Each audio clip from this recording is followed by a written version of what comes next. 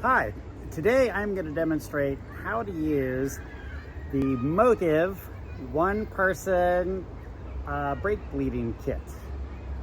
I got this thing from Jegs.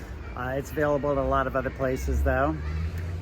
What's nice about it is you hook it up to your master cylinder and then you go back to your bleeder valves and you can do it on your own, so you don't need another person. The kit I've got is designed for older cars, so I'm going to be using it on a 1983 AMC Eagle. So the different versions work on different ages of cars.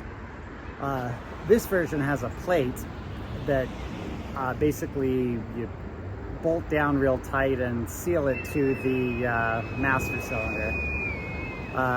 I'll show you how that works. One big disappointment with this kit is it has no written instructions, and when you go online to look at the instructions, they're very generic and don't actually cover this kit. They're more designed for the kit designed for a modern car. So I'll show you how to use this thing. It's a little bit awkward, but once you get it going, it works very well. This is what's in the box. This is the main unit. What you do is you fill this with brake fluid, and you can like dump the whole container in here. It's really handy that way. This is the part that goes on top of your master cylinder. And this awkward set of stuff is how you hold this down on your master cylinder. So you put these hooks around and these chains like under your master cylinder and twist everything down tight with these wing nuts.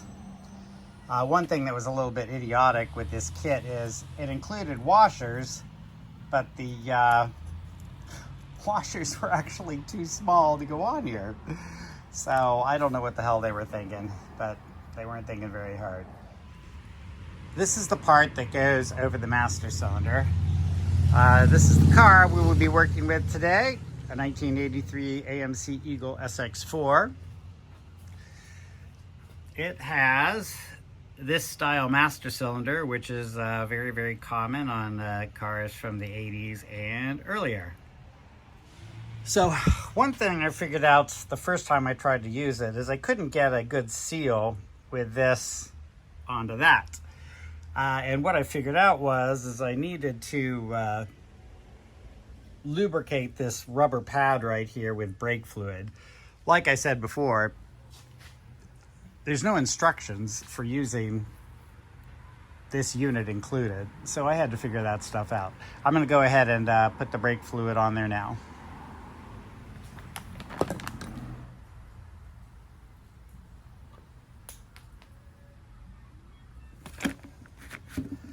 So just a little bit, and what I'm doing is I'm rubbing it around on here so that I can get a good seal.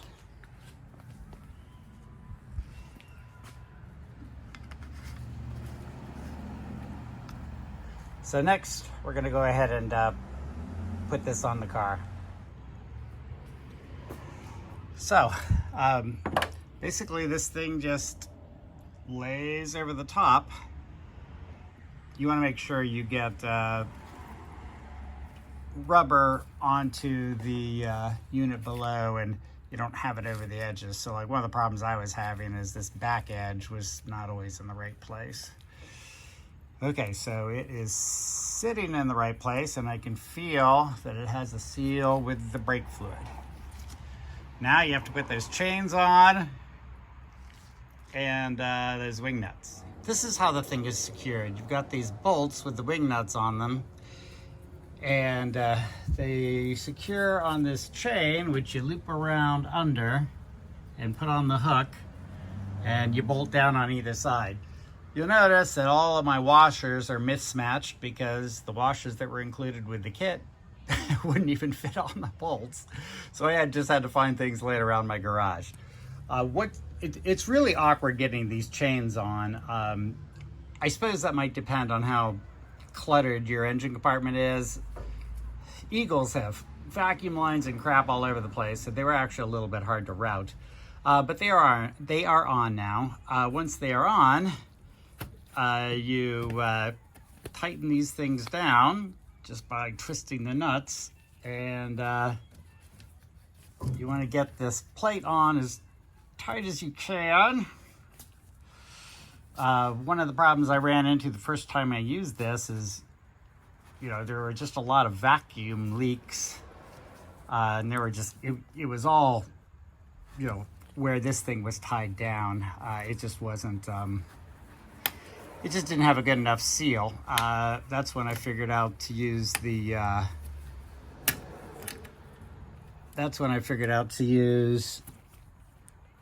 the brake fluid to lube it up a little.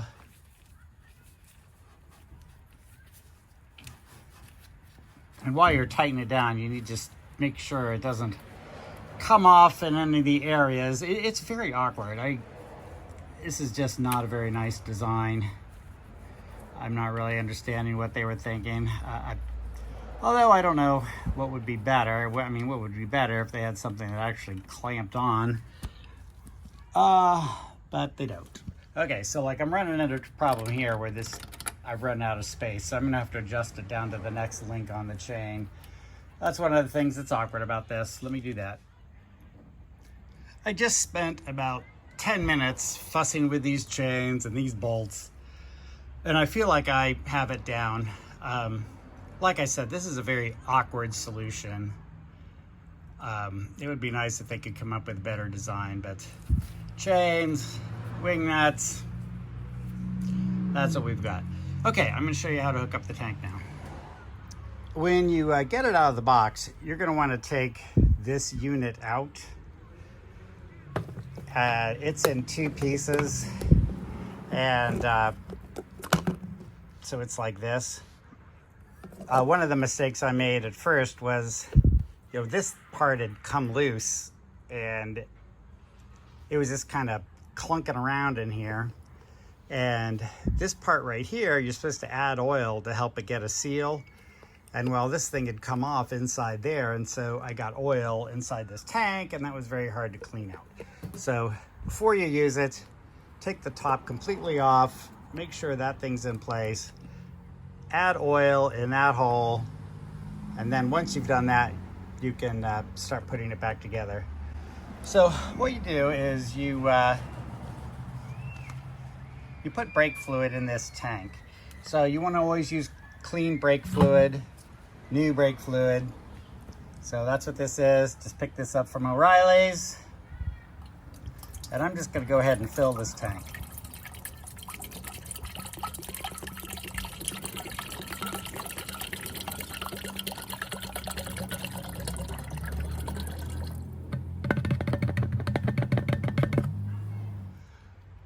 Before you put brake fluid in this, you want to check to make sure that your system is free of leaks and that this thing has a good seal.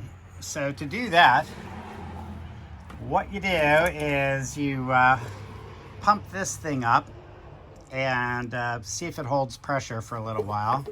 So I'm going to go ahead and do that. There's a pressure gauge right there, and I'm gonna pressure it up to 10 whatever PSIs. I think it's PSI in this. I'm gonna pump it up to 10 and get some pressure and make sure that this thing's holding a seal. Okay, it was not holding a seal, so I had to undo it and redo it. Another one of the problems with this unit. But we have a seal now. Once you've got a good seal, you pump this up and get some pressure in it. And then you go to your brake bleeder valves and you open them and it comes through. Actually, it looks like I don't have a seal. Let me work on this some more. So after 3 tries, I finally have a seal. Boy, that solution they have for these old style,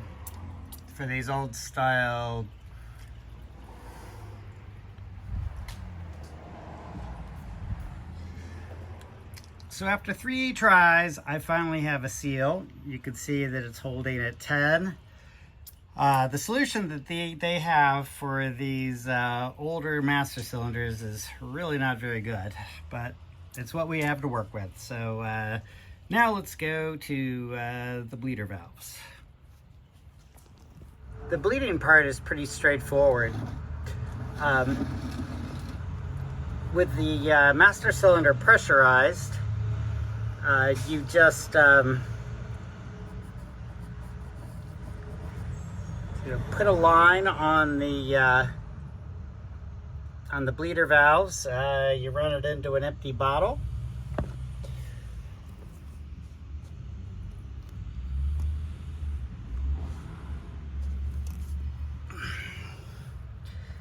And then you just open the valve, and you can see the brake fluid going through.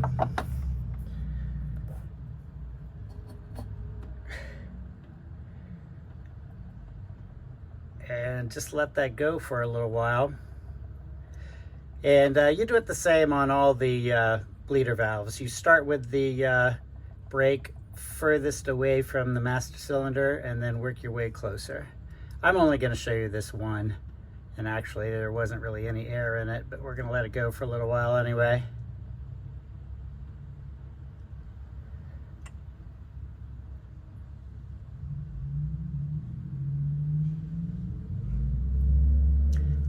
Once you feel like you're not seeing any more air, you just go ahead and close it.